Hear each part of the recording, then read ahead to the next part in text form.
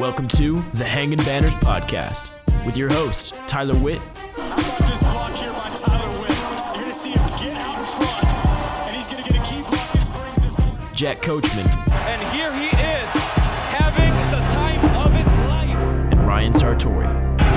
He may be short, but he's thick. That's thick with two C's.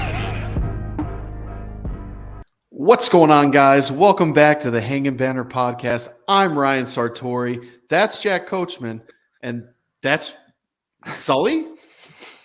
Oh, shit. It's backwards for him. Wait a second. I'm not dressed like a monster or a pilot. Welcome to Hangin Banners episode 7.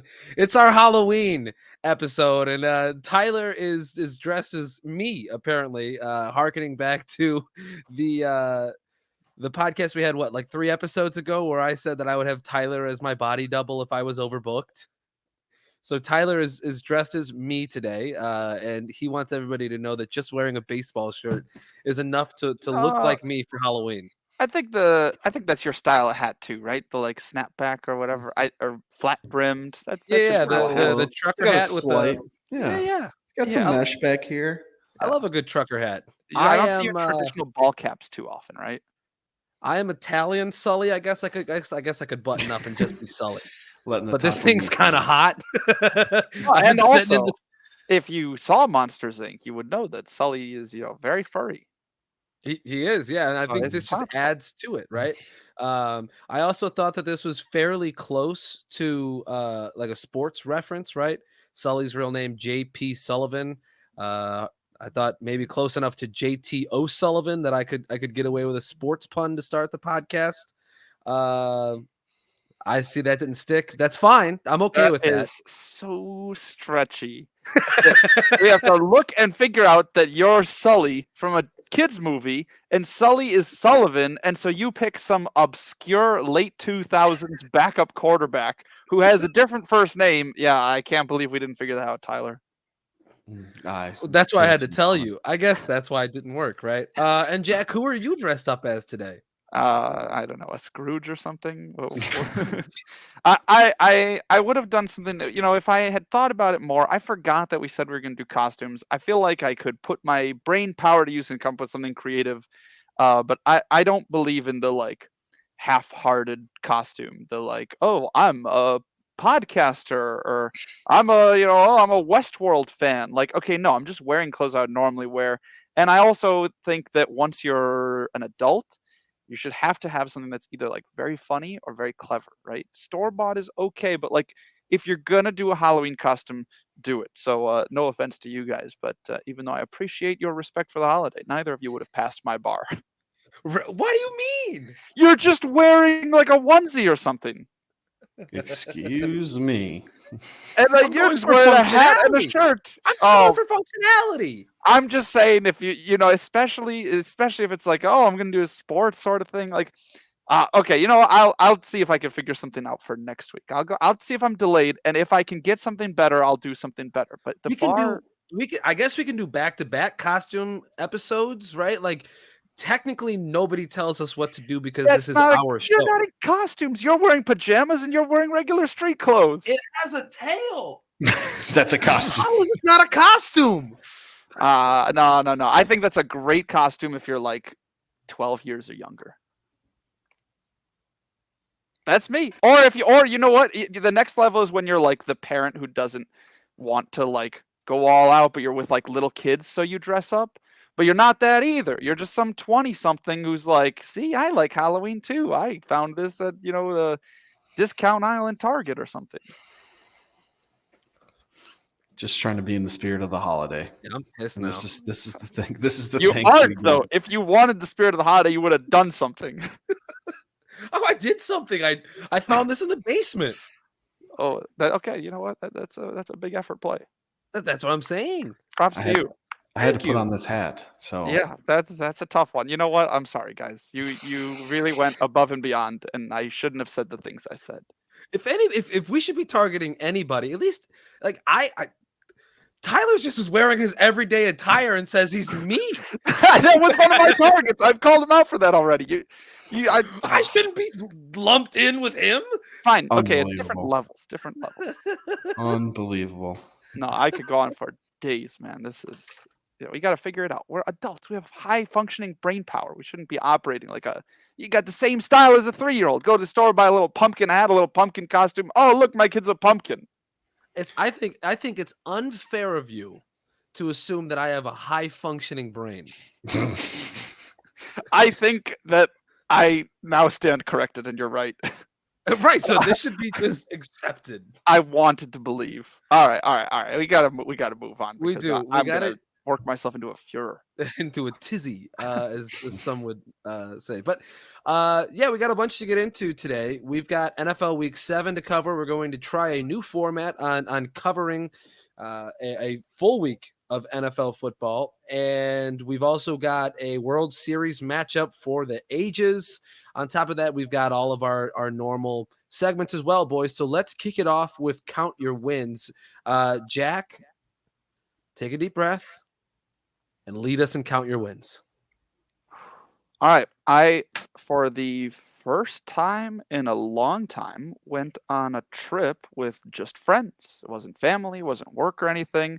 Went down with some friends to Dallas, Texas, where we've got one mutual friend who lives in Fort Worth. So got to visit him, got to spend the weekend there Friday night to Sunday afternoon, which is nice because you could take a trip like that. It's not crazy expensive. You get to see some fun people, do some fun things. That's a lot in a short amount of time. And so I'm still recovering from the tiredness of our age bracket wanting to stay up very late. So it was a very fun time, though. I had never been to Dallas before, and it's a city that I plan to go back to at some point. So that's an easy win. Vacation. Right. And well, I know you've got like Mr. Worldwide tour coming up. I know you're going a bunch of different places, so that is awesome. And I like Dallas. I've been there once. We talked about it, just in catching up and whatever.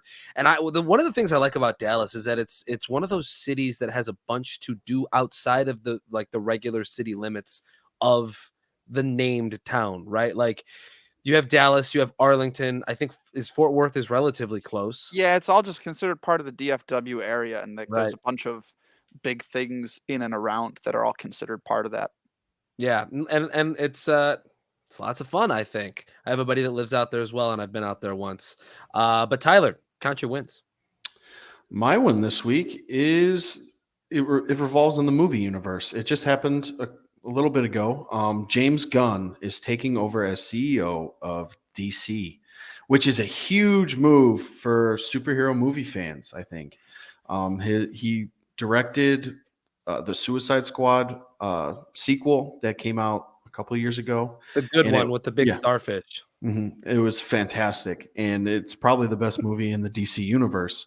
So I'm laughing because I said it's a good movie with a big starfish. I think that's what got Jack to laugh too. I was like processing. I've seen all the movies, and I'm like, wow, that is a very, very generic description of the movie with a pretty easy title, The Conjure, too. Yeah. Oh, all right. Yeah, James Gunn. Yeah. So, yeah, continue. Sorry to derail your James Gunn appreciation. It's all right. Ruined him. Yeah, so he's taken over as co-CEO of DC Studios of all forms of TV, movie, and animation stuff regarding the DC franchise of superheroes. So I think, Black Adam just was released. It had a great audience score. Critics bombed it, but I think DC is trying to take a step in the right direction with this move and try to at least be a little more competitive with Marvel. All right, I've got an analogy just to stir some stuff. I know we won't get too deep into it. I think James Gunn is the Sean McVay of movies. I think he came out with like a quick banger, and everybody's like, we knew this guy was good all along, even though we had never heard of him all along and just pretended we knew. And now he's just coasting on that like one really good season and the fact that he can remember every play. I like some of the James Gunn movies, but I have too many people in my life that have been like, oh, dude, if James Gunn's on, then I'm in. And he's like, I'm thinking to myself, he's done 4 movies, 5 movies. He doesn't have the repertoire. So I'm excited because he does have definitely a more expansive creative lens than a lot of other directors we've seen enter that sphere.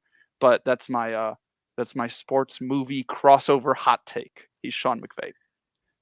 And I think that's what's so exciting about it is that the creativity aspect of it, because obviously you can't be Marvel, because then it would just, it would be like, oh, they're just trying to copy them. But if taking a creative step and making your movies unique, like the last Suicide Squad, I think is really big. And I'm super excited for the movies that are going to come out of DC in the future. So walk me through that, though. What does that look like? Is he Kevin Feige now to the DC universe? I believe that's what he is. He's a co. There's also another person involved as well.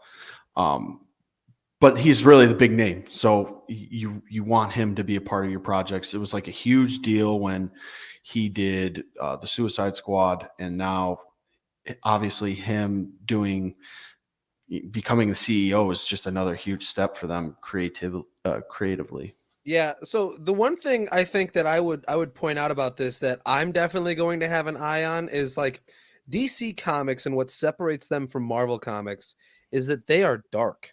All of the backstories on the superheroes are dark, right? Like somebody's parents died tragically, and this is why they do the things they do, or their world exploded, or their people were murdered, right? Like, and there's no lightening of the mood. Everything about DC Comics is dark.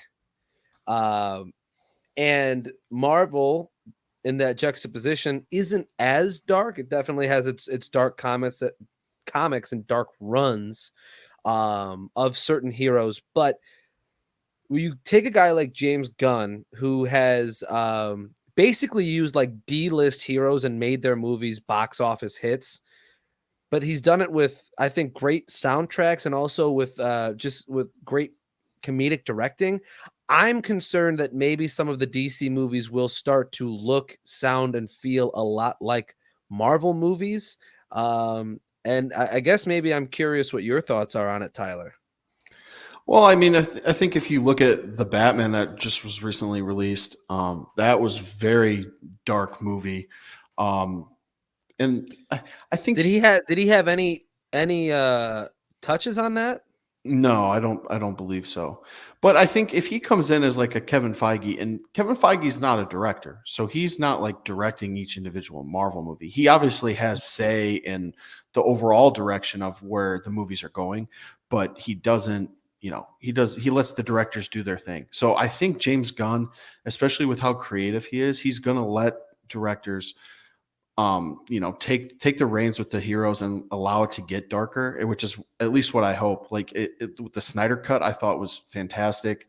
It took the Justice League movie and made it way better, way more graphic, way more dark.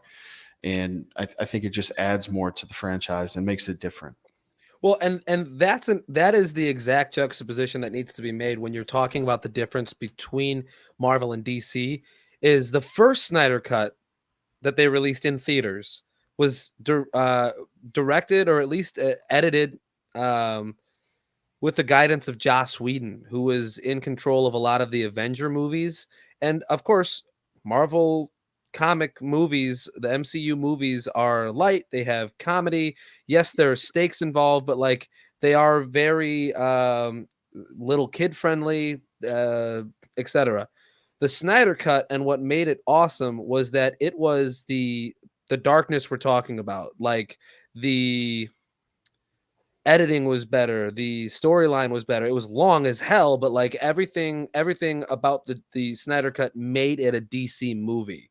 Whereas Joss Whedon kind of took it in a different direction. And so I guess it's just kind of the point that I'm making. Like things need to continue to be that kind of tonal lane for DC movies. And I guess I just worry that that it might go a different route with James Gunn. I think that switching the tone, though, is what people want, right? Like, we want them to be separate things, but the truth is we don't, because we want the thing that we already know that we like, and that's True. Marvel, and that's why you've seen the Suicide Squad get big, Peacemaker get big, Shazam was lighter, the Wonder Woman sequel, like all of the more recent DC movies certainly have taken a lighter tone, And I think that's a reaction to people complaining about the darkness of things. And then you have a side project like the Batman that can still fulfill that darkness. But I think the problem is that people don't know that they want something else. Sure. Well, and like I think another big thing for the DC comic movies is just that there's no continuity. Like Marvel, whether they were trying to or not trying to, set out with some sort of goal and put together a series of movies that followed chronologically a storyline, and so people could follow along and jump in. But like, there's so many changes to the actors. There's so many. Okay, we're gonna reset for a new trilogy. There's so much continuity, not error, but lack thereof, that it's, I think, hard to get really into DC movies. And if there was a consistent like path to follow, I think that's what people want more so than anything when it comes to DC movies. Not necessarily a tonal shift, but just like we want it to feel like we are invested in some long-term payoff.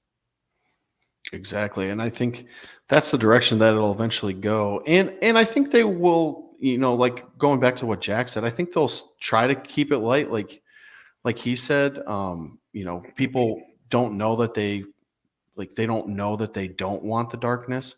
But if you like the Suicide Squad, I keep going back to because James Gunn directed it, but it had some dark moments in there. Yes, it was colorful, had a good soundtrack, all that, but it was still like pretty dark. Like there was a lot of gore, a lot of death. Like, yeah, I guess John Cena very got different shot in tone. the face, right? Like, Yeah, I mean, I think they're going to find a good balance of it where it's going to be darker than Marvel, but not so dark that it's going to be like a turn off to audiences. sure. Well, this is fun. I'm kind of a nerd in this way. I think most they market these movies to like the almost 30-year-olds, right? That and little kids, and it's funny that we fall into like a similar demographic, but they do make them for us because they know that we are just little piggies that'll eat that slop up if they give it to us.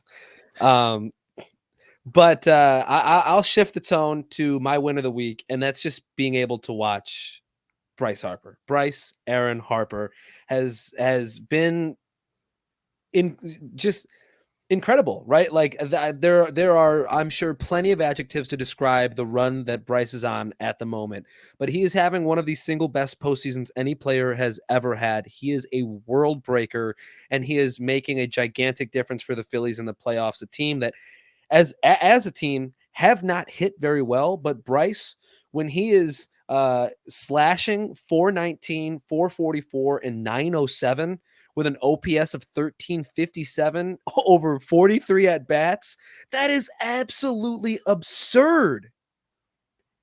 It's absurd. Well, he's not the only one doing it either. Like they do have a little bit of support here and there. Like Rhys Hoskins has had he's had some big shots in the offseason, and like they do have decent pitching behind. And so it's weird that, again, this is a World Series team where one guy stands that far above everyone else, because baseball's not a sport where one guy can get you there. But Bryce Harper's kind of got them there. Yeah. So of his 18 hits, 11 of them are extra base hits. He had a streak of 8 straight playoff games with an extra base hit, which is, again, absurd. He's doing like god tier baseball stuff with a bat in his hands right now. I do want to point out, I am not a big batting average guy. I don't think the batting average for the most part matters, because so many people fall in the gray area, the median, right? Like if you're hitting 250 for an entire season, sure, whatever, right? But like when you see an outlier stat like 419, that matters. Yeah, definitely. It's a similar thing in any sort of it's your base stat. The batting average it explains like, okay, here they are. Are they doing way worse than you thought, way better than you thought, or okay? It's the same as like yards or yards per game in the NFL, or like points per game in the NBA. Like, yeah, your batting average tells some story, but I mean, think about what's your average batting title? Not over 400. No, Not even there's only close. ever been one 400 hitter, Right. for an I mean, entire so season. you look at, we still use 300 as a barometer of like, if you're a 300 hitter, that's impressive. This year specifically, if I'm recalling correct, there weren't as many 300 hitters as there have been in past seasons. And so There was like 20 total. yeah, across 30 teams. So Yeah. for you to leap up another 10% of your at-bats yield a hit, that's crazy, even if it's in a smaller sample. Yeah, well, it's been nuts. And like all of it was kind of capped off in this home run that he hit off of Robert Suarez in a rainy game in Philly with them leading 3-0 in the series over the Padres. I was shocked that they had Josh Hader up and warming, and they didn't go to Josh Hader. They allowed this Robert Suarez to pitch to Bryce Harper, and Bryce Harper just kind of capped off the National League side of the playoffs with the biggest hit probably of his entire career. Joe Davis, who had the call for Fox Sports 1, literally said the hit of his life during the call, which was like just chef's kiss, Joe Davis. For a mega star baseball player that's been at the top of the league for a long time, a decade, for this to be the hit of his life, this isn't like, we got a feel good story about some guy who got called up for the playoffs and he just hit a home run in the 9th inning. Like, no, this is somebody whose career is littered with accolades and somehow still getting more impressive over time. Well, and I'll make this final point and we'll move on to Intercepted at the goal line. But Bryce Harper's a guy who's been around since 2012. He won his first MVP in 2015. He's been around. We have heard his name since he was the age of like 15, 16 years old. He has been in the public sphere and in the heads of baseball fans everywhere for quite some time. This is undoubtedly the biggest hit of his career.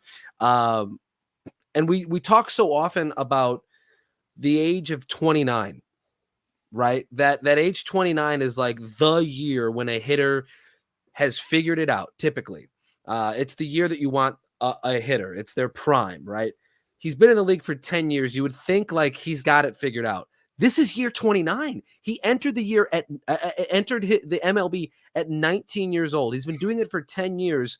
He's already been a first ballot Hall of Famer, and now he's in year 29, going to be year 30 next year.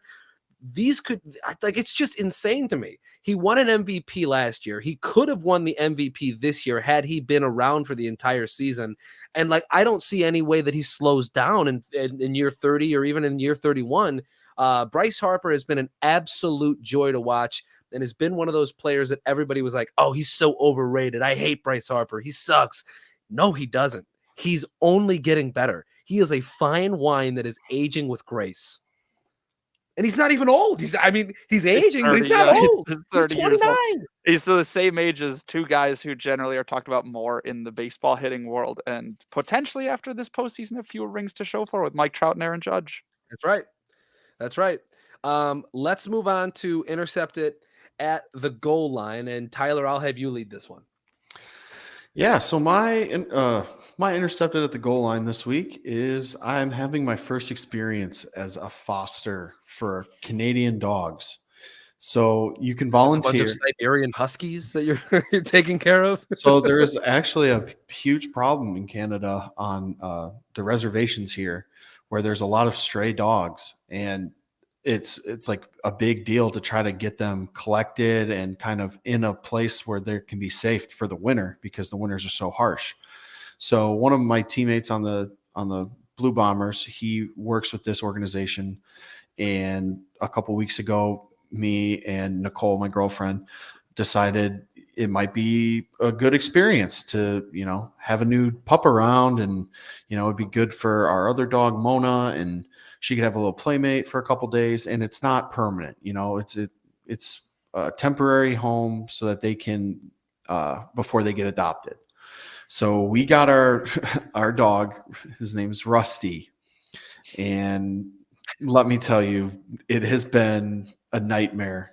The first day was a nightmare. He's been a little bit better the past couple of days, but the first night he was a nightmare. He came into our house and, first off, the lady who dropped him off didn't mention any of his health information to us before. Because you think that'd be like at the top of the list? Like if right. I was having somebody dog sit my dog, I'd be like, okay, here's everything you need to know about her. Right. And you do it through like a Facebook group. So they just put up a picture of the dog and be like, hey, this guy needs a home for a couple days. So nothing else was said on the Facebook post. So we claimed Rusty and we were like, okay, we'll watch him for a week, whatever. And she drops him off and he's like, yeah, he's got bladder issues. So he'll pee and go poop in your house just randomly. He has lung issues, so you have to give him this medicine every 12 hours. You walk with a cane and a limp too? What the Does he like baseball? Yeah. Oh. Jack has temporarily been banned from the podcast. Well, and then he comes in and he's pretty young. He's probably around a year old, but he's not fixed. So he was consistently trying to go after our other dog, Mona, and try to mount her. Pee on her and poop on her. Well, he did pee and poop in our house multiple times. The first night was so bad. He got super attached to Nicole, and Nicole went to sleep in our room and closed the door. I said I would sleep in the living room with Rusty, and Rusty proceeded to sit by the door, scratch, and cry the whole night. So that was our first night with the dog. Like I said, he has gotten a little bit better, but it has been quite the experience. And yeah, it's my intercepted at the goal line. Been a rough couple nights. I don't even know that you ever got into the red zone with that dog. I was gonna say possession's already gone the other way there. Midfield, man. That's Rusty, guys, taking care of you. In this situation, I feel like it's the meme from the Thursday night game this past week where Andy Dalton's walking away and the guy's like somersaulting into the end zone. That's Rusty. It's Rusty, yeah. Other end. Dancing on our tears. Yeah, pretty much. Mercy.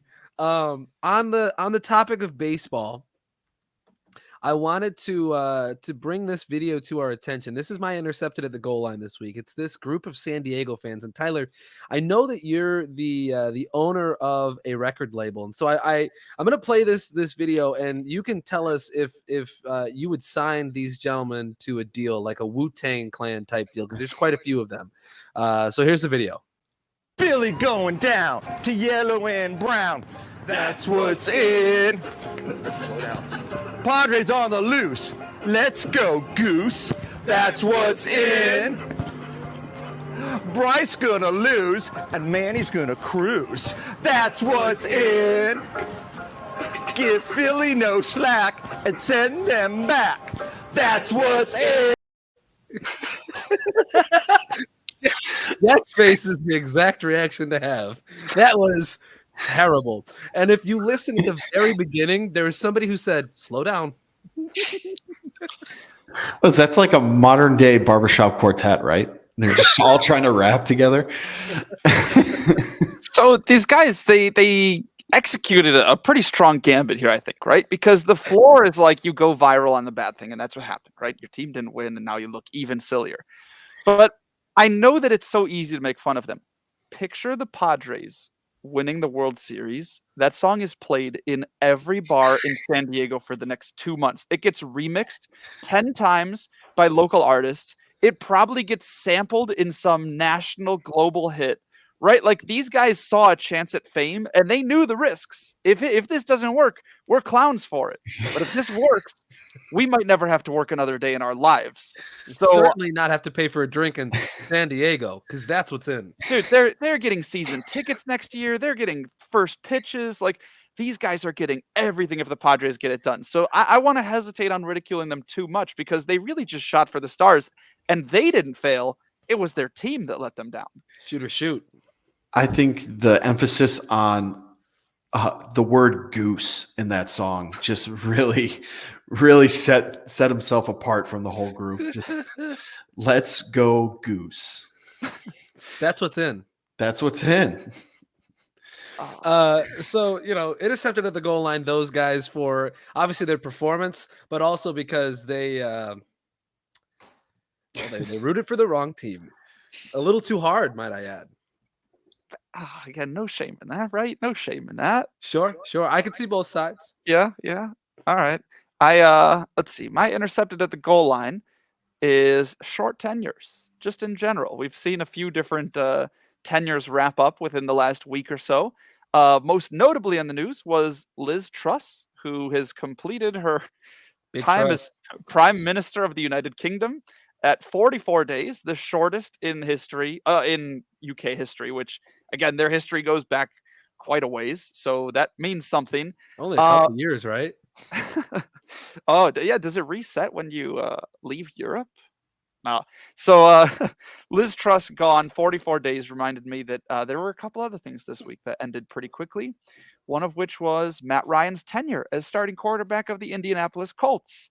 The Indianapolis Colts sent away a third-round pick to the Atlanta Falcons, a big pay for a 37-year-old quarterback who 6 weeks into the season is stepping aside in part due to injury, but more so performance. Sam Ehlinger, in his second season, is going to take over. He was the 10th quarterback drafted last year, so that's probably not a great sign for the Colts.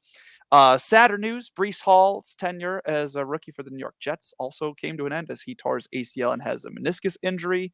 So that a different kind of farewell that we're giving Breece Hall. He was doing very, very well, even in the game he got hurt. So that one goes away. The Houston Astros, being a team that people in any way might want to root for. That tenure is over since they've taken care of the Yankees, and that's maybe the only team in MLB that people would rather see the Astros win than the Yankees, even if that's true. That's also kind of sketchy. So that makes me want to forecast the future, which is an early congratulations on your short tenure to Nathaniel Hackett. Who's not quite done as Denver Broncos head coach, but he is up there in odds. Matt Rule gone. It's either Hackett or Kingsbury. Those are the favorites for next to go. Also, Did you call that a short tenure though for Kingsbury? But no, that's why Kingsbury wasn't on this list. Okay, Because he's at least been there a while. But Hackett, we don't know if he's going to see the double-digit weeks of the season. He's certainly teetering on the edge, and that deserves a congratulations for us. The opposite of an intercepted at the goal line. This is maybe a count your win, guys. This is episode 7. 7 days in a week means 49 days, which means we outlasted Liz Truss as prime minister, Matt Ryan as starting quarterback of the Colts, and the only period of the playoffs where people might root for the Astros. Congrats to us. How could we lose? We're on fire, and I'm pretty sure we're going to outlive Hackett too.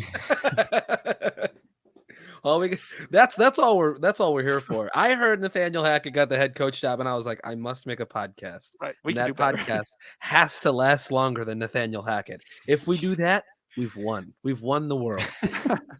So yeah, short tenures, intercepted at the goal line. All those people. Sorry for you guys. I like it. I like it. You came prepared for intercepted at the goal line. Yeah, short tenures, and we'll keep our eyes out because there obviously could be more at any given time. We've seen some kind of random happenings too that have led to the short tenures, right? Like Breece Hall and such. So let's move on to our NFL talk. I mentioned at the top of the show that we're going to try to cover the NFL in a different way today. I want to call this the 1 point rundown. I'm going to take every single game, and I have 1 point from every game that's going to help us try to work through every single NFL game. When I'm done, we can either choose to say, I like this point, I don't like this point, I'd like to refute that point. So we'll go from there. Is everybody ready? Let's do it. Okay. We start with Seattle at the Chargers. We must stop touting Justin Herbert as an elite quarterback until he's consistently elite. Chiefs at 49ers. Remember, this is the Mecole Hardman game. 4 catches and 32 yards, 2 rushing attempts for 28 yards. The biggest game of his life because he had 3 touchdowns as well. Jets at Broncos. Zach Wilson is playing like a man possessed by Mitch Trubisky. Texans at Raiders. Josh Jacobs, the real J Train. Actually, the double J Train. He must have stole Taylor's talisman sometime this offseason. His last 3 games, 69 carries, 441 yards, 6 tutties. Giants at Jags. Rejoice, Travis Etienne is here. Packers at Commies. Taylor Heineke is the legend slayer. Aaron Rodgers, dead at 38. Browns at Ravens. Everyone spends too much on player and coach personnel. No one worries enough about their home clock operator. Colts at Titans. Matt Ryan, dead at 37. Falcons at Bengals. Joe Burrow, 501 all-purpose yards, 4 touchdowns. I have no snide comment. Lions at Cowboys. Dak is back, and so is Jared Goff. 228 yards, no touchdowns, 2 interceptions, and sacked 5 times. Bucks at Panthers. The Bucks are so bad, Mike Evans is plotting an exit strategy to become an NFL referee. Also, Tom Brady, dead at 45. Bears at Patriots. The Bears are 1-0 when Jaquan Brisker gets kicked in the dick. Invest in a cup, Jaquan. We've got a Super Bowl to win. 1 point coverage. All right. So now we got to pick the ones that we want to dive into. You can address whatever you'd like. Well, I'll start in order, and we'll see. I think I've got most of those in my memory bank. We might have to call upon them in a bit. Seahawks Chargers is where we started, and Sure. I'm going to refute that one. I actually had just had a discussion with somebody this past week about Justin Herbert and the want for people to now flip and say, oh, there's no way he's a top 5 quarterback. Is he even top 10? Is he anything we believe that he was? And I would like to point out to people that everything in the NFL is worse this season from top to bottom. Yeah. So if you could find 10 quarterbacks that you put ahead, I would be shocked. If you could find 5, I think that still could be tough. If you're just talking this Geno season. Smith. I mean, if you're just talking this season, there are some guys who have outperformed, but keep in mind, this is the first week since week 2 that Justin Herbert has had both Keenan Allen and Mike Williams, and Mike Williams got hurt. So now he's back to just having the one receiver, not a ton of depth. Eckler's doing well, and the Chargers have a winning record. So again, as far as quarterback performance goes, he's outperforming a number of guys who apparently died in the last week. And he's really just behind a couple of your running quarterbacks, right? You go Mahomes, Allen, and Hurts, and then is Lamar for sure ahead of Herbert right now? Is Kyler for sure ahead of Herbert? So no, I'm not ready to throw away the Justin Herbert thing. So I'll take that one and say refute. I would also like to just chime in and say that their offense is becoming very one-dimensional, I think. It's very pass-heavy. Like, I mean, the past couple of weeks, their running backs have gotten very little work.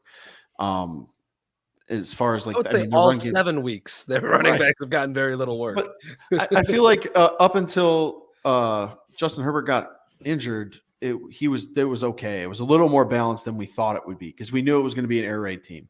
But I mean, it's just kind of embarrassing. Like 53 total rushing yards last week on 15 carries. Only 15 carries in a game is absolutely insane. So I mean, I think that making Justin one-dimensional is kind of hurting him.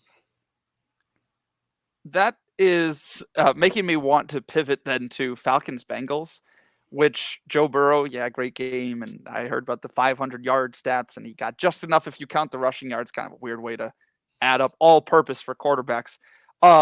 But on the Falcons side, they ran the ball 29 times, passed the ball 13 times. They were down 21-0 within like 20 minutes of game time.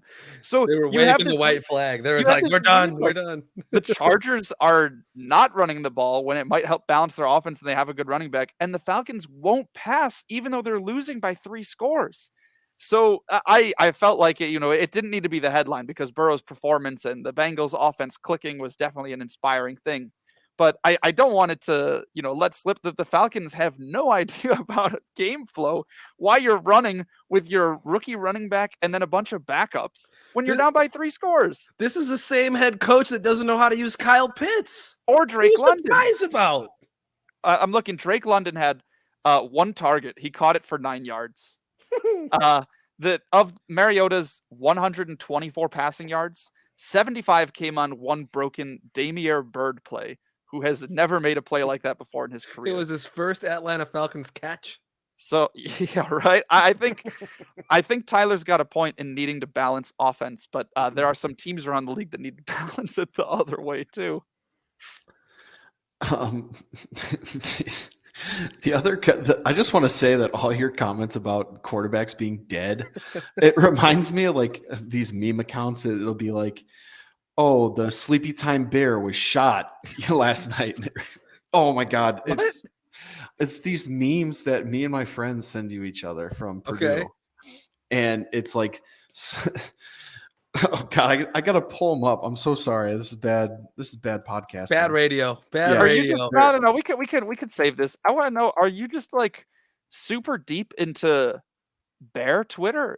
I feel like we've had bear. No, this is just memes. We got Chicago like- Bears fan. We got the biggest bear in the world, and now we've got The Sleepy best damn Time bear in the land. Yeah. Yeah, Does this have something to do with the sleepy chicken from I'm gonna look at his followings, and it's just like everything is just like bear fan accounts. We just send each other these tweets. So like Sleepy Time Bear, death by euthanasia, and it's just like from a children. It's like from a children's book.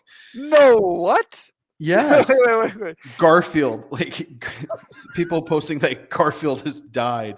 So it's like kid cartoons that are dead. Yeah, like you just toasted Sleepy Time Bear is the one. King Bob shot dead. And No, that hits too hard. Okay, that's fine. That's okay. But like, what the fuck is a Sleepy Time Bear? It's from a children's book. You could have said Berenstein Bears, and I would have been like, oh, okay, yeah. I'm looking for Sleepy Time Bear featured on Celestial Seasonings Herbal Tea. Is Sleepy Time Bear a thing? Twitter, Sleepy Time Bear. Sleepy Time Tea Bear shot dead in Houston. Like, yeah, it's like it's a mascot for like a tea company, I think. Wow. Any other points from this week that we feel the need to address? Can I hear the Giants and Jaguars one again? I think that's the one that slipped my mind. And I said, rejoice. Travis Etienne is here. Oh yeah, that was my comment on that. Is I'd like to circle back to what I believed midway through last year, what I still believed at the end of last year when other people started to disagree, and what I still to this day believe. Trevor Lawrence is not great, and Travis Etienne might be good enough at running back that if Lawrence continues to struggle, the Jaguars might be looking at a quarterback again because you have to capture this successful window that they've found. And I don't know that Trevor Lawrence is going to get dethroned at any point because they don't have anybody behind him, and he was like this top guy. But given his college success and the draft capital that was spent on him, I don't know how you can see anything other than disappointment. And that's where now Travis Etienne is the opposite. It's good that they got somebody good from those Clemson teams. Yeah, well, yeah. I mean, they took the best player in the backfield, right? It wasn't Trevor Lawrence; it was Travis Etienne. I wanted to point out and touch again on the Browns-Ravens game where the clock operator stole the 2-minute warning from the Browns. Yeah. Tell us the story. So it was Cade York, I think, is the kicker for Cleveland, lined up with 2:09 left in the fourth, and they were trailing by a field goal. They kicked the field goal, and it hits the ground at like 2:02, but the clock keeps rolling through 2 minutes, and they use that as the 2-minute warning. So the play was dead at 2:02. The Browns should have got another stoppage of play at the 2-minute warning, but the home clock operator in Baltimore essentially stole the 2-minute warning from Cleveland. Which is very rare that you have the self-sabotage clock operation issue, right? Like you can't even start to create much of a conspiracy because it was in Baltimore, actually? It was in Baltimore. Oh, it was in Baltimore. Never mind. Oh, then that's conspiracy. We're not conspiracy. Yeah. Wait, hold on a second. I think that totally changes my view. I didn't realize that's where that game was. Baltimore 4-3 and needing the help of the clock operator. I think all of a sudden, there used to be a old symbolism in Las Vegas books spread making that in general you assume that about 3 points go to the home team to account for home field advantage. But as the actual impact of home field advantage seems to have decreased over time, that number is closer to 2.5, I think, in a lot of places. It's like a believed number. It's not a science. Maybe the Ravens need to jump back up to 3 or 3.5 now that we know who's up there. All of a sudden, it makes it a little tougher to win on the road. If you ain't cheating, you ain't trying. That's what they say in New England. I also like the concept of this stolen talisman that is being given throughout the league, right? Like it belonged to Derrick Henry, stolen by Jonathan Taylor. Thank you, Jonathan Taylor in Indianapolis, and now Josh Jacobs has it out in Oakland, like this stolen talisman that allows you to be the best rusher in the NFL. It's either him or Chubb that has it.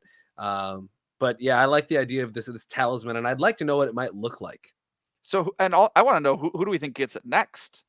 Because if it's getting passed around like this, who's the next person to find this thing? Well, that's the thing, right? Because Derrick Henry held on to the talisman for a while, and I think when he stumbled and hurt his toe, like he I was trying to say unclenched the talisman, and Jonathan Taylor was there to scoop it up, right? Trying to make this like fan fiction of running back lore. All right, so here's my pick then for next one is, and maybe it could happen very soon. I don't know if it transfers in a matchup, but the Raiders just played the Texans. How about Dameon Pierce? Krupp. This is a guy who just does not care how many people are trying to tackle him, and his last 4 rushing totals were going back 4 weeks ago against the Bears: 80, 131, 99, 92. This is a guy who maybe wasn't even going to be the starter coming into the year. Watch out, maybe Dameon Pierce, next guy to get the talisman. I like this. Not personally, but I like this lore that we're building up. This is our fan fiction here at the Hangin Banners podcast, is the sisterhood of the traveling talisman amongst NFL running backs. Okay, let's move on. I wanted to have a conversation about the MLB championship round and the playoffs that are going on currently. We have the World Series starting this Friday in Houston, game 1 and 2 in Houston, game 3, 4, and TBD 5 would be in Philly, and the final 2 games, if necessary, would be held back in Houston. So with this, I wanted to talk about the Astros. And yes, they are in the World Series. And yes, there are going to be people that outright will not root for Houston because of the transgressions that happened in 2017 with the trash can scandal that happened in their run at the World Series. I want to know, of the people that are here and present in this podcast, do you still actively hold the grudge against Houston, and why? Tyler, you first. Personally, I think that it's wrong that they weren't efficiently punished for what they did. I think it was a big controversy, and I mean, it was years ago. So, yes, I guess in recent history, but it's still, it's in the past. It happened. There's nothing you can do that can change it. I really don't see the hate. I personally want to see the Phillies win because I think that would be better, especially with the season Bryce Harper's been having. But I think the hate can stop. It's just a little much at this point. I'm in that boat. With, like, I don't think that you can completely hate the Astros anymore, right? Like 2017, yes, 18, sure, 2019 even. I'm cool with the hate then, but like we're half decade removed from 2017, and still this is a team that every season is very good. And it's lost a lot of pieces from that 2017 run. George Springer now plays in Toronto. Carlos Correa played in Minnesota this past year. Those were 2 huge pieces of that 2017 run.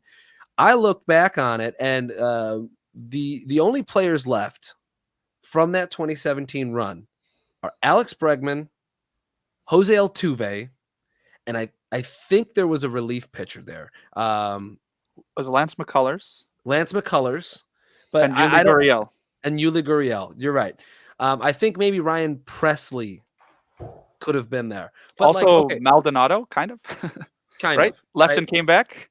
Yeah, but like, does Maldonado matter? He can't hit the ball either way.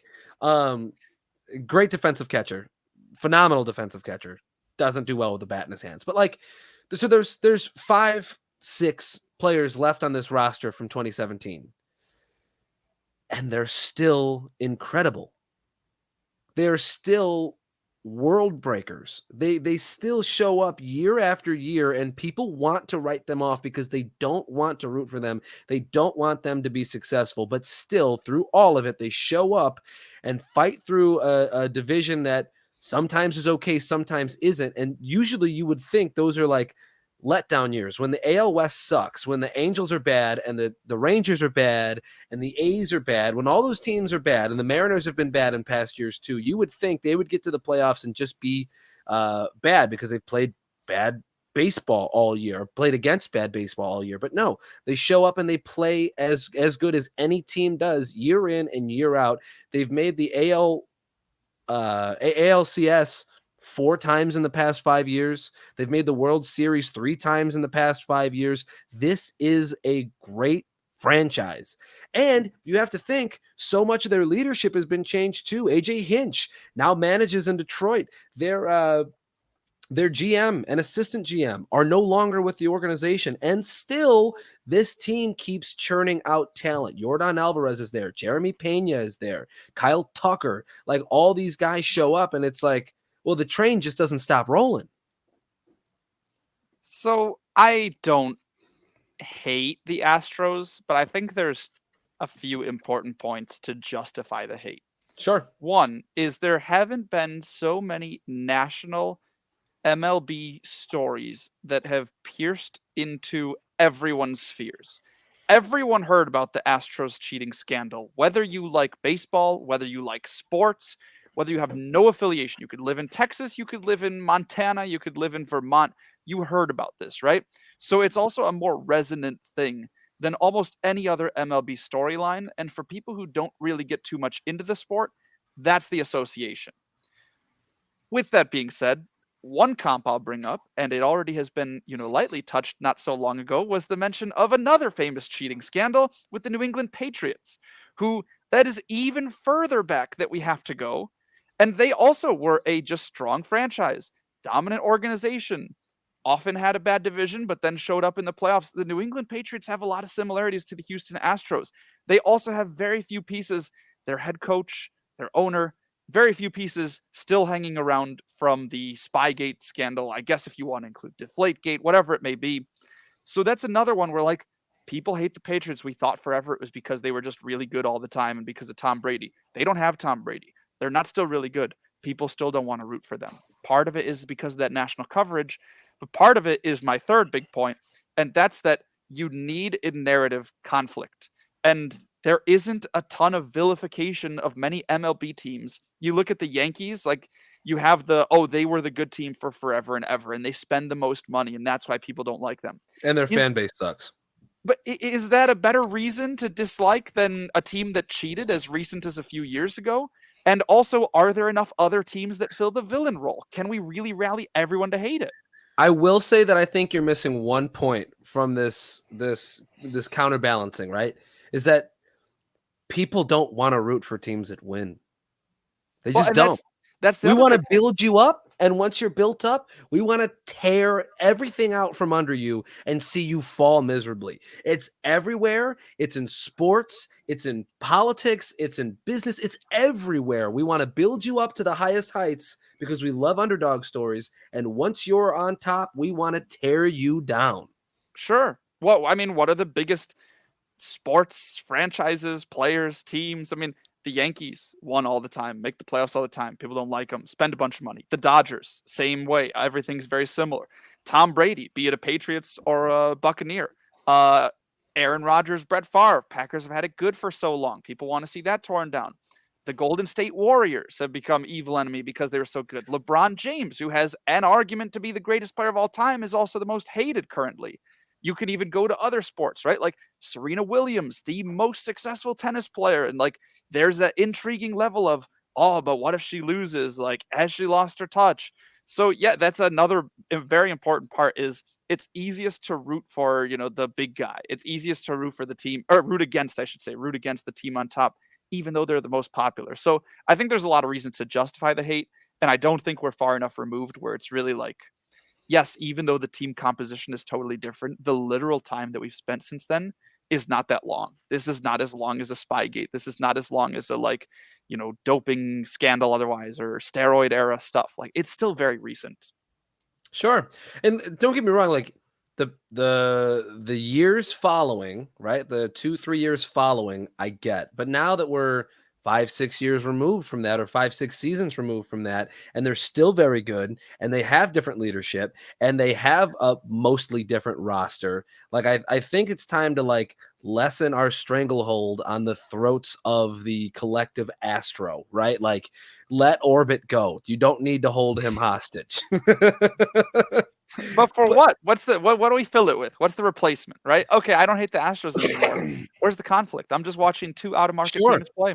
No, but I get it. You need your villains. You have to have your villains, right? And like that was the ALCS was like, who would you rather see win the World Series a little bit more than the other team? I don't think there is a singular fan out there who could look you in your face. Well, no, here in Chicagoland, there were plenty of fans because everybody is still sucking at the teat of the 2016 World Series team for the Cubs. They're like, I would rather see another ring for Anthony Rizzo than the Astros as a team win a World Series. Like, so you would rather see an insufferable fan base win their 28th championship and never hear the end of it, rather than let a team who's won it once, maybe twice, but regardless, you would rather see the ultimate evil win versus like this franchise that did an awful thing a couple of years ago win just a second championship. Or maybe a third, but like that was the ALCS. That was pick the better of two evils, and I chose to pick the Astros. And in doing that, I've kind of also talked myself down from this ledge of like, they're still incredible, and it's been so long. But let's talk about then why you wouldn't pick the Yankees, because there's been all this raving about how Aaron Judge has had one of the best single season batting performances, historic marks all around. The Yankees had a great team, even the like chase for the home run, American League home run record was like a great story. And you want to complain about 27 rings? They haven't won in 13 years. They've won 2 or 3 times in our lifetime. So these 27 ring ghosts you're chasing aren't going to be on this planet in 20 years. Keep them down. Keep them down. It's just an arbitrary line. So if you're going to make an arbitrary line for the fact that a team won 25 championships before I was even born versus I had to live through 6 months of a media circus where the Astros got coverage for banging trash cans, to me, that's the same thing. You just picked one lane. Most people are picking the other. Sure. But like, but to me, it's the same reason why I'm going to really struggle trying to figure out who I want to win the World Series, right? Okay. It's like, because there's the national fan, like think of like you're just your national singular fan, right? They don't want anybody to win this World Series. It's because the Phillies and the Yankees have a thing in common. It's their fans. They're insufferable when they win, right? It's one of the reasons I had a hard time coming to grips with the fact that the Eagles were just going to be good this year. It's one of the things that now that they're in the World Series, I am going to have a hard time coming to grips with the fact that like I just have to maybe root for Kyle Schwarber. I don't know which way I'm going to go in this one, because either way, you're going to have a fan base who in Houston is going to be like, see, we're actually good, right? Like I just don't like when fan bases win a championship and be like, it's us against the world, right? Like, because it's typically not. It's 26 dudes won a championship, and you cheered for them all year. I don't subscribe to much of that. I don't know. I don't know that there are too many like really bad fan bases out there, and I think it's especially tough to put on the blinders for the fact that we were all originally like Chicago area, and Chicago is like generally considered one of the most vicious sports towns behind New York, Philly, Boston, but like. Fans are going to be fans. Anytime you win a title, that's how it goes, right? Like you're going to have all these weird, inside jokes and celebrations and promotions of weird things and taking over. So I don't subscribe much to it. I definitely am rooting for the Phillies over the Astros. I've liked Bryce Harper's career, and I also am like, you know what? let's get a little bit more rotation. We've seen a lot of the Astros in the World Series lately. Let's see the Phillies get it done. But I think the hate is warranted. I think it's hard to tell someone, don't hate this team because they cheated.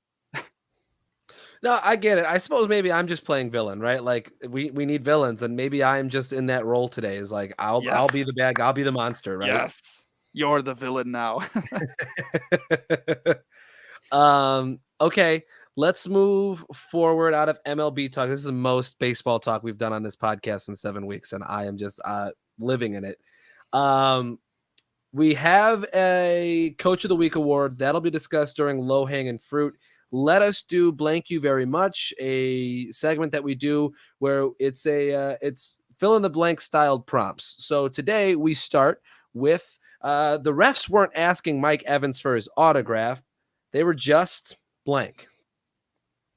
So for those unaware, after the game between the Panthers and the Buccaneers, Mike Evans was seen in the bowels of the Panthers stadium walking back to the locker room, and he was greeted by 2 referees. They seemed to hand him something. Mike Evans seemed to write something down, and there was a quick investigation that ruled that these referees weren't actually asking for an autograph, but for the sake of this prompt, we are going to act as though they did. All right, I'll start on this. Mine's quick. I'm going to say they weren't asking Mike Evans for his autograph. They were just asking for Tom Brady's autograph. I think if you've been in the NFL, if you've been refereeing, if you don't live under a rock, Tom Brady probably fetches a bit more for his autograph than Mike Evans does.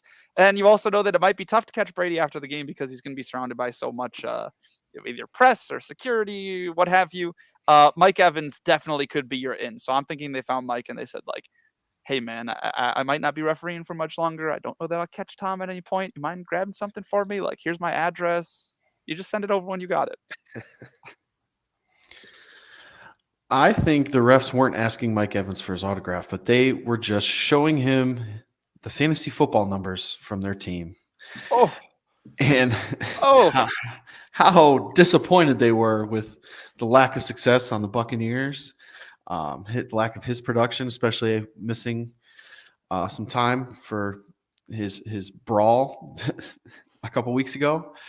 So they were, they're bringing out the proof.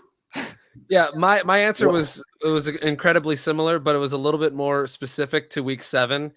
They weren't asking for his autograph. They were just showing him the points that would have happened had he caught the 75-yard touchdown to open the game. It was kind of like a fuck you bitch moment. I got one more that I just thought of on the same one. Because we do see Evans, it looks like he's writing something. I'm going to say that this was they were just giving him a delivery. I don't think these were the NFL refs. I think these were Foot Locker employees. And I think Evans needed a new pair of cleats and he had to sign the receipt. That's awesome. I like that one too. That's a good one. The next prompt, the last prompt that we have for today. Russell Wilson has given the world his signature Subway sandwich, the Danger Russ. The commercial for it was heinous. So I ask the crew, if you had a signature dish, sandwich, whatever it would be, what would it be and what would it be called? You start here, Jack. Oh, no. I had a tough time with this one. I feel like if I was to make a signature dish, I would want it to be something super basic that I could just like brand. So like, I don't know, give me like a peanut butter and jelly sandwich. God damn it. Like just like make that my signature dish. I don't know that we don't have somebody currently assigned to it. We don't have like, oh, when you think PB&J, you think this person. So like make me the face of peanut butter and jelly sandwiches. Okay, well then I'll one up you because if I had a signature dish, it would be a double-decker PBJ, and I would call it the Greg because this is a story from college, right? So everybody, maybe not everybody, but it's like a common thing in college. You get your shit together by your junior, senior year. You start going to the gym, whatever. Before every time, my roommate and I, Greg is my roommate's name in college. Before we would go to the gym, we would each have a double-decker PBJ as our pre-workout fuel. And that is the reason why the double-decker PBJ would be my signature dish. Or sandwich, I suppose. Well, I guess I took this a little differently. I took it as like, you know how like there's been like musicians who have gotten their own meals at like McDonald's or something. The So Saweetie meal at McDonald's. yeah, like the Saweetie, the Travis Scott meal, J Balvin. right, stuff like that. So I just kind of picked a restaurant, and like my meal, what it would be. Oh, So yeah. yeah. So I chose a Cookout actually. Oh my God. Cookout God. it is so good, and you know it. It's fine. That's the best I'll give Cookout. That hurts. You basically can go there, Jack, and you can order a ton of food for a little bit of money, but like all of the items they give you are out of like a child's kitchen. Like the little plastic kitchen where like the serving sizes are the size of like your palm, right? Like you could get spaghetti, but it's just like a singular ladle of spaghetti. I don't You can like get this a Cookout burger. slander. You can get a burger, but the burger is like when they used to do the Whopper commercials, but it's the opposite. You've got like these really big hands and a small sandwich. So it's just like elementary school cafeteria food. Yes. You're ahead, such though, Tyler. You are such a hater because I used to get plenty of food for $12 that would fill me up and make me a happy boy. So my signature meal from Cookout, it's a lot of food. Okay, so just bear with me. So Cookouts, for those of you that don't know, Cookout is a chain restaurant in the South, where you can order by the tray.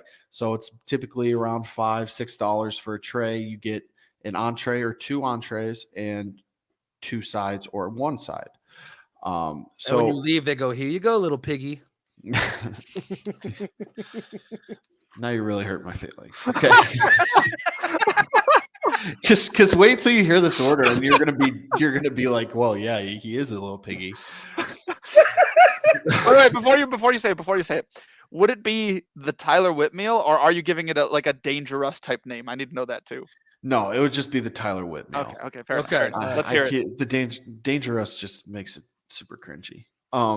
So my first tray is a spicy chicken sandwich, no tomato, with Cajun fries, with 2 ranch chicken wraps. That's the tray. Then you get 2 orders of their white cheddar bites, which is basically a cheese curd for people in the Midwest. But the one thing about this is you have to eat 1 order of the white cheddar bites on your drive home from the Cookout. That's the deal.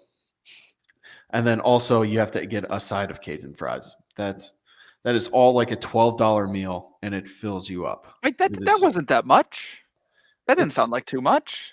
It's the 2 orders of the white cheddar bites. I mean, you upgrade to the big size. When I was listening to that, and this is a call back and call out to the Sunday morning Instagram lives. I was going into that with the mindset of we like to do a touchdown score parlay builder, and so I'm like, as you're reading out each thing, I'm like, would I take that? Yeah, okay, spicy chicken. Okay, yeah, I'll take that. And I'm like, oh, ranch wraps. All right, yeah, keep those in there. White cheddar bites. All right, yeah, I mean, I guess let's keep building this thing. I don't know. That sounds pretty good, especially knowing that, apparently each quantity is like this big, according to what I'm hearing. So it's not. That was a complete fabrication by Sully the Monster. JP O'Sullivan. Yeah, unbelievable. Cookout is top tier food. I want a quick question on that. And similar to this topic, what's the restaurant, fast food or otherwise, that you guys eat somewhat regularly without ever changing your order? Taco Bell. Mine's not too far off. Chipotle. I get the same thing like 90% of the time. See, but like, I'll mix it a little bit. Chipotle fast food. It could be any. It could have been Olive Garden. It could have been some fancy steakhouse. Just like if you go there often enough.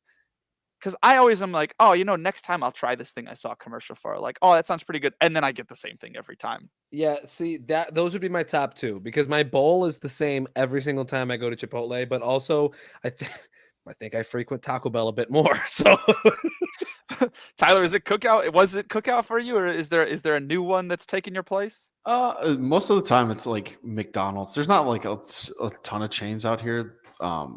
It's like your basic ones: McDonald's, Wendy's. There's like a Subway. But my McDonald's order for like lunch or dinner is pretty much the same. Also, though, in my top 3 and probably in Tyler's too, my order has never changed at Mr. Sub. Never. Which is a Joliet delicacy, which is one of those sentences that just doesn't. Yeah. All right, let's move into the latter stages of the show. Let's do low hanging fruit. I'd like to start. Remember, we have a Nate Hackett Coach of the Week award, and it goes out this week to Aaron Boone. This was so much fun to me because the Yankees as a franchise, their reaction to being down 3-0 was absolutely hilarious. Aaron Boone wins Coach of the Week for his one comment about losing the third game or maybe the second game of the series when he said the roof being open really killed us in Houston. The roof being open really killed us because this is the same guy who at the start of the season said there will be no excuses. These guys are going to work hard. All these lines that all these coach speak, whatever. And then when push came to shove, the first guy to come up with some bullshit justification was Aaron Boone.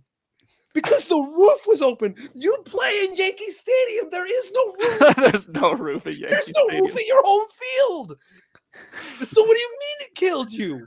I cannot stress this enough. Whether it's true or not, this has just made me dig my heels in deeper on the notion that baseball managers don't do anything. One of the few things on your slate is to make sure your team understands which way the wind is blowing and where the sun's going to be. Is it going to be in your team's eyes? Or what's the temperature going to be like? That is one of the only things still on the plate of an MLB manager. And we are in the semifinals for the championship, the World Series title. And we could not figure out how to play baseball outdoors. It's a summer sport. It's the only outdoor sport. Like football, yeah, but more stadiums are being built indoors for football. So it's the only outdoor sport. Also, the Astros, they've played at the same place for a while too. It's not like some crazy new, we don't understand how the roof works at this place, one of these retractable fancy things. They've played there for a bit. So after that game, everybody from the Yankees team that was interviewed was like, yeah, if it was at Yankee Stadium, that the judge had an opportunity to tie the game at the end of the game, but he flew out to the warning track, and all of his teammates were like, yeah, if we were at Yankee Stadium, that's a home run. No shit, everything to right field is a home run. Almost like Yankee that home run record's a sham. No, he pulled the ball a lot more than he pushed it this year, and he hit a lot of them on the road too, but. In addition to this, they did go down 3-0, and the team's mental toughness coach showed them video footage of the Boston Red Sox coming back from a 3-0 deficit in 2004. The team the Boston Red Sox did that against was the New York Yankees. So the mental toughness coach showed the Yankees video of the Yankees losing the only series that has ever been 3-0 and the 3-0 team loses. That seems like the opposite thing you do if you're the mental toughness coach. that's such a new level of like your like the locker room material that no one believes in us. Our back is against the wall. To be the Yankees this year and be like, you know who we're most like? The 04 Red Sox. We've got such a similar buildup. The decades-long narrative leading into this year has been so similar for us. Like, you have to be so desperate to be like, yeah, that's the team that we probably most relate to right now. They were. But like, in addition to showing video of your team losing, you also show video of your absolute rival. Absolute hated rival. It's one of the biggest rivalries in all of sports. You showed them winning. What a mind fuck. Like, it's fire that man to the sun.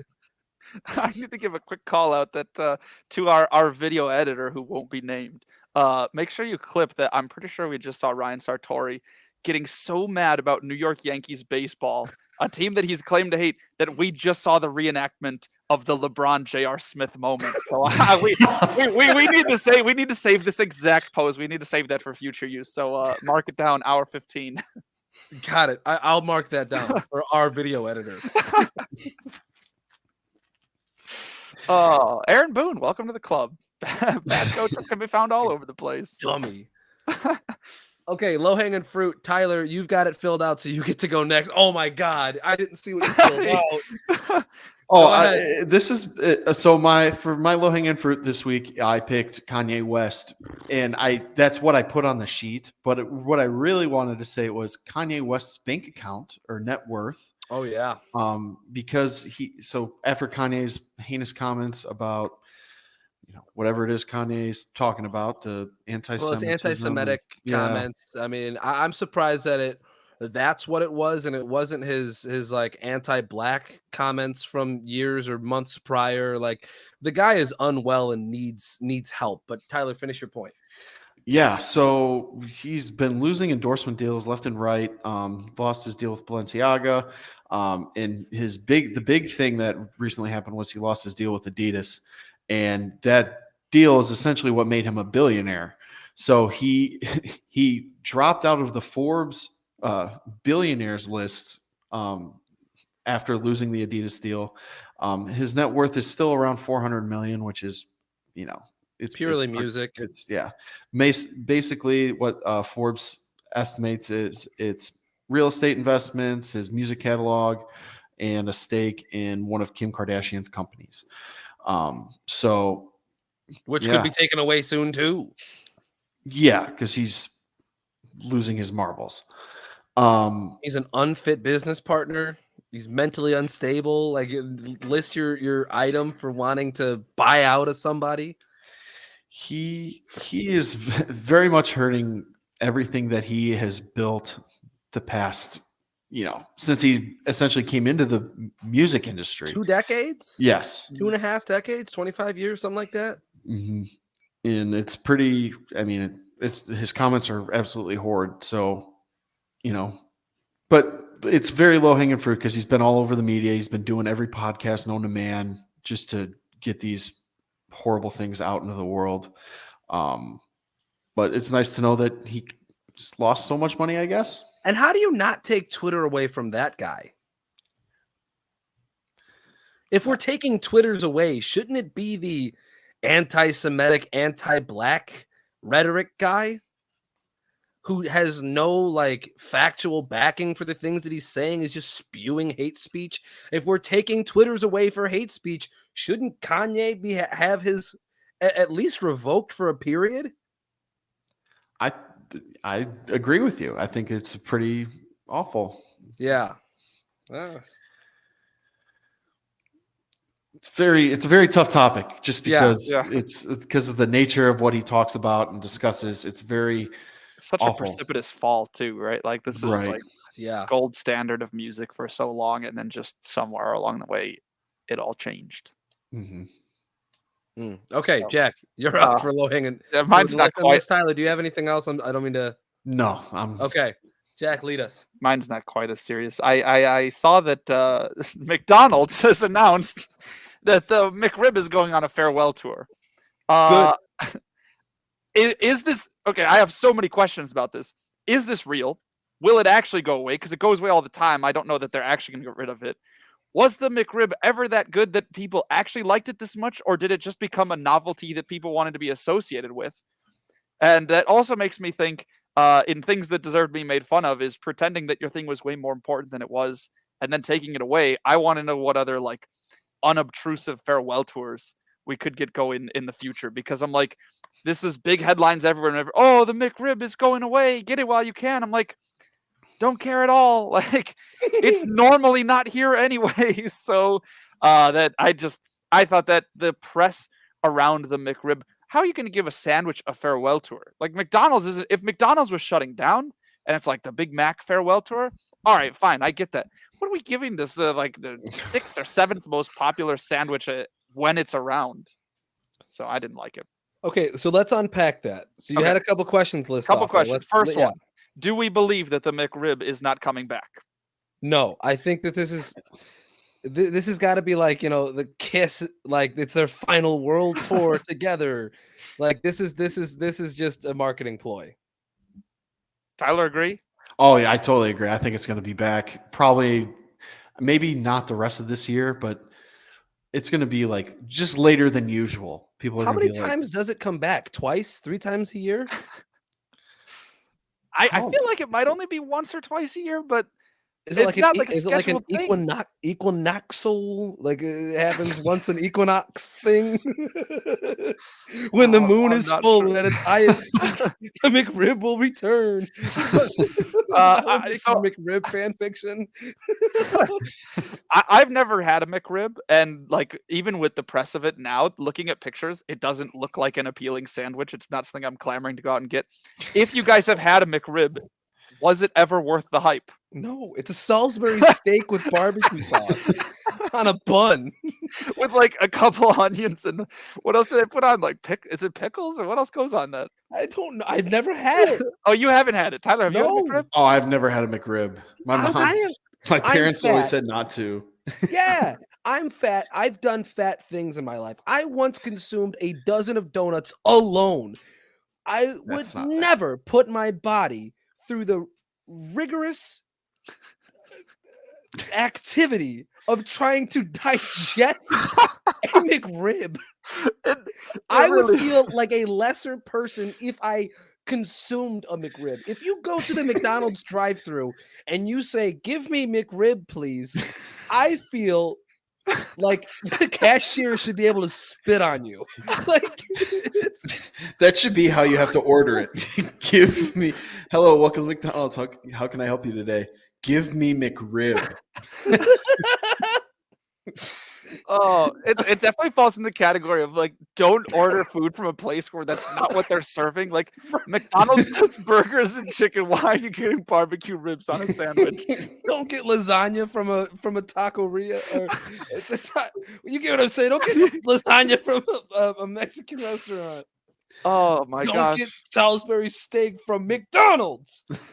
All right, so the last thing is, do you guys have any other like very unimportant, maybe even neglected things in your life that you would like to see have an overhyped farewell tour? Because the one I was thinking of that I actually don't mind it, but I would imagine it's an answer for a lot of people given that Halloween's coming up, is I could totally see there being like a candy corn farewell tour where it's like that doesn't exist most of the year. Easter time. Like people don't really like it that much. If they're like, oh, this is the last time, everybody like, okay, fine. Like, shout out you guys, I guess. What about what about like pumpkin spice? Pumpkin spice flavor should have a good farewell tour every well, when do they get rid of it? Like Thanksgiving time, and they switched to all the the peppermint drinks. The next thing. Yeah, peppermint's coming around. Peppermint season, watch out. Just at a glance, peppermint sounds so much better than pumpkin spice too. I would agree. On top of that though, and on the McDonald's train, the Shamrock Shake, the toothpaste shake. Yeah, if they came out and were like, this is the last time we'll ever have the Shamrock Shake Don't care. Sorry. Thanks. See you later. Have I fun used in the to next love life. them as a kid. I could It's live just without them now. novelty. It's just a novelty, right? Yep. Like it's not if it was something that people wanted all the time, they would sell it because they're a business and they want to make money, but they know it's not that good and people don't want it all the time. Non-food related, if they told me that it was the last time that they were going to pour all of the ducks in the Chicago River, or that they were going to dye the river green, I would also be like, all right. See you later. Bye. Happy trails. Thursday you night later. football. Thursday night football. It was nice knowing you. We'll see you every Thanksgiving, but that's it. I would have more of an emotional response if they got rid of Cletus from Fox Sports than Thursday night football as a whole. Yeah, true. A beloved icon. So there you go. Low hanging fruit. Right. McRib, we hardly knew you. See you later. We hardly cared. We hardly cared. All right, hang your banner. Let's wrap up the show. I'd like to start and get some more nerd talk in. We talked about Marvel earlier. Now I'm going to talk about my affinity for Game of Thrones. House of the Dragon season 1 wrapped up this past Sunday. No spoilers here, but I will say that it's hard to find projects nowadays where there are no holes to poke. Like I can't find anything that I really, really didn't like or something that stood out to me that was just glaring and obvious. And why didn't they fix this before they put the show out? I thought this was a really well done show. And it was a difficult show to do because halfway through they recast everybody because of the time jumps that happen. The VFX were awesome. In a time where we're having so many issues with CGI and stuff like that, the dragons were incredible. Some of the techniques that they used to get nighttime shots were done extremely well. And it's typically a dark show in terms of just overall lighting. It's a dark show. So when I don't have to like turn every light off in the house to watch the show, that's always a plus too. I loved this show. I can't wait for season 2. Banner for the Dragons. There you go. Banner for the Dragons. Right. House Targaryen. Grab the Bannerman. I don't know what that means. I've never seen the show. So. I never watched the Game of Dragons. It's close enough. Yeah, I know. If you were to say that to me, I'd be like, Game of Thrones. Like I would have been able to House of the Dragon. They connect the two. Yeah. All right. Hey, shout out those guys though. I guess I will go next. I'm hanging my banner for a young gentleman named Kendall Cummings, and he is a collegiate wrestler who recently he goes to Northwest College. And him and some of his teammates were hiking out in Wyoming this past week, and this guy saved his friend's life by wrestling a bear. And I mean, it's one, just legendary, but two, just hearing about the experience. Here I have a brief description of like what happened. So the bear first attacked Brad Lowry was the individual who was attacked by the bear, and it broke his arm. Cummings, in an effort to save his friend's life, began trying to wrestle the bear away from Lowry. It was then that the bear began mauling Cummings. Cummings sustained extensive injuries to his arms and head. Miraculously, the wrestlers were able to fight the bear off. So this group of wrestlers in the wilderness just fought a bear and won. Yeah, if you see me in a fight with the bear, save the bear, right? Like it's not like an old Kobe line. Yeah, but I mean, I've seen this throughout, like on Twitter and all social media, like throughout the week. And the guy who was getting mauled, he has some extensive, wounds, and he's going to have a road to recovery, obviously, but it's a lot better than, being laid to rest and seeing your friend die. So Kendall Cummings, I mean, you're a hero. You deserve a banner. So let the record show this is Tyler's second bear reference of the podcast. Another bear thing. That's right. This guy with the bears. Oh my God. Am I really secretly tied into bear social media? I know he's just full Canadian now. Is all. This is all. This is just part of the Canadian storyline. You're in a bear echo chamber up there, right? Like all of your social media is being curtailed. I would imagine. I know you have a very white room that you record in, but like I would imagine all of the decorations throughout the rest of your house are like very like wilderness themed, right? Just like you've got heads of grizzly bears or something. The banister for his stairs is like thick logs that they've cut down and treated. Taxidermy. Yeah, this is just the only white room in his house, but he lives in a log cabin. His lamp shades are animal hide that he's. I think you guys would probably have better limits than I would. What's the most dangerous animal you think you'd be willing to wrestle if you felt like you had to? Like what's one where your fight kicks in before your flight? Because like I definitely would not deal with a bear. I would try and help a friend maybe, but like I'm probably gone. I'm not doing anything to this bear. I'm not gonna fight a bear. I feel like no, because like was an a black alligator? bear that they fought. They fought a black bear. I'd fight a black bear for sure. But those guys fought a black bear and they barely made it out. Was it a black bear or was it a grizzly bear? Was it I don't know. Actually, I don't know. Where's alligator on the list? You guys think could you fight an alligator? Would you? I don't. Those are death machines, and like if you make one wrong move, arm gone. Right, like right. But also like you could have angles. They don't have all sides covered like a bear can swing, man. Yeah, they're not agile, right? Yeah. I wouldn't mess with a panther or a cougar or puma or whatever you might Nothing call that's it. super fast. Nothing. None of the big cats that could just like I can't even run if I wanted. Like I'm just done. I think I could fuck up a cheetah. Oh, they're not as big, right? They still have huge teeth and claws. I'd go head up with them. I'd stay 10 toes on a cheetah. I'm not running because I know you're gonna get me. I stay 10 toes. Run at me if you want. I'm gonna hip toss your ass. What about like a deer with sharp antlers or something? See, I wouldn't mess with a moose. Moose, yeah, no. Meese are huge. Meeses, yeah. Well, this guy in Canada, man. I don't know. The biggest thing that I would mess with, maybe a lynx. I'm on like snapping turtle is probably as far as I'd go. See, I got the drop. They're underwater. They take a finger off. I wouldn't do a snapping turtle. I would go I would stand 10 toes against a black bear, but I wouldn't do a snapping turtle. Dude? It's so fast. Big thing though. It's so fast. I couldn't. And it's super flexible. It could bite like back by its shell if it wanted. Snakes? Any of the big snakes, cobras, things like that? Anaconda? Absolutely not. No, they're fast. They're too quick. I don't know. I think I could take on a lynx. I think that might be like the biggest. I wouldn't fuck with a mongoose. I wouldn't fuck with a Komodo dragon. Like I'm thinking of apex predators. Kangaroo? You taking on a kangaroo?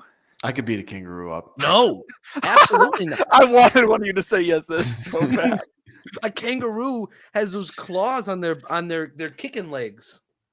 I don't care until they stab you in the heart. Why would it stab me in the heart? Okay, wait. We gotta wrap this show up. We can do this. You for hang a while. a banner already?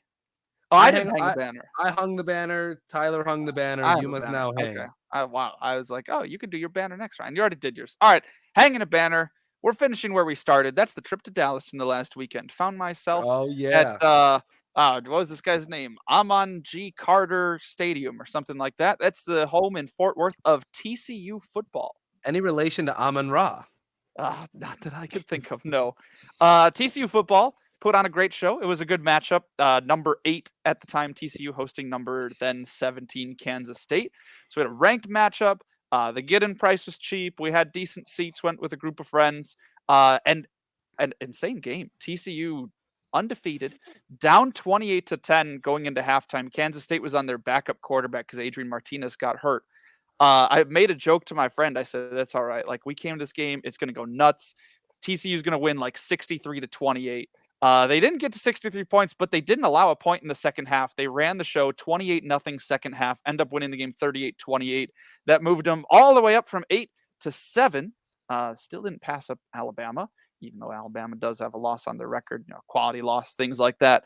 But TCU football, not only was it a good football game, also an interesting experience. Some of their traditions are a bit strange. We all got little like towels to wave around when you walk in, and it said "Give 'em hell, TCU," which already kind of caught everyone off guard because Texas Christian University, you'd think they're not printing the word hell a million times to distribute, but they did. They also have one of the most unique fan chants, and if I had to guess, longest fan chants. It's 4 lines with mostly words that don't exist. It's a nonsense phrase. I can remember part of it, but I'd get cut off halfway. So I'm gonna leave it to our studied expert Ryan. Do you have it with you still? Yeah, I have it. I have it pulled up. I was ready. I came prepared today. Let's hear it. So this is your best horned frogs a battle cry. Yeah, we're all frogs and we're all horny. They also, before we do this, they also do this. Wait, hold on. Whoa. Do it below the camera and get it figured out first. How did I already forget? I think it's just this. I don't know. It's like the horns of the frog. Because I thought it was this, but it ended up being maybe it's this. I don't know. It was some goofy thing. So they have a goofy hand signal that's like, we're the horned frogs. They also do the key jangling thing on 3rd down, but nobody puts their keys out. So they just do this with their hands. And then they've got what Ryan's about to read us. Yeah, so this is on scoring plays? I think it's on touchdowns. It might also be field goals. Okay, touchdowns. So let's just imagine TCU just scored a touchdown, the roar of the fan. But then they hit you with riff ram bazoo, lickety lickety zoo zoo, hoo wah wah hoo, give 'em hell, TCU. Boom. There it is. 4 lines. The only words that they put on flags and banners around the stadium to help you out is riff ram bazoo. So I'm like, okay, whatever. Like, people say weird things, but then it kept going and there was no reference point of like, what do they say? All of a sudden it's like lickety lickety zoo zoo. Now I have no idea what we're doing. So no, that was a very strange one to experience. The stadium also struggled with, they did okay, if you're on the east side, say go, west side, say frogs. And the PA announcer didn't match the video board. So you pretty much had everybody saying everything all the time, which wasn't great. Everything, everywhere, all at once. Yeah, but no, it was a great football game. So at least for the rest of the season, I'm a TCU fan. And they have super long shot odds to win the championship. So if you want to throw a couple bucks on an undefeated team, top of Big 12, do it. Yeah, I have to. It's either 2-3 or 3-4. But riff ram bazoo, give them hell, TCU. Awesome. Well, let's wrap up. Episode 7 is in the books. If you stayed tuned the entire episode, we like you better than the other people who weren't here to hear this message. So thanks for sticking around. We love you. We'll be back next week with episode 8, where Jack, we get to check in and see which teams the records are not representative of their actual talent. Remember, we're going to check in every 4 weeks. So be on the lookout for that for Blank You Very Much next week. And we're out of here. I'm Sully. That's Ryan. And Jack didn't participate today, but that's okay because he is smart. And questionable to attempt a costume next week. I'll be on vacation, but if I could string something together, then it'll be closer to Halloween anyways. Do the podcast from a banana boat next week. All right, we're out of here. See you guys. Okay, great. Thanks a lot for that look into sports, Brian. Yeah.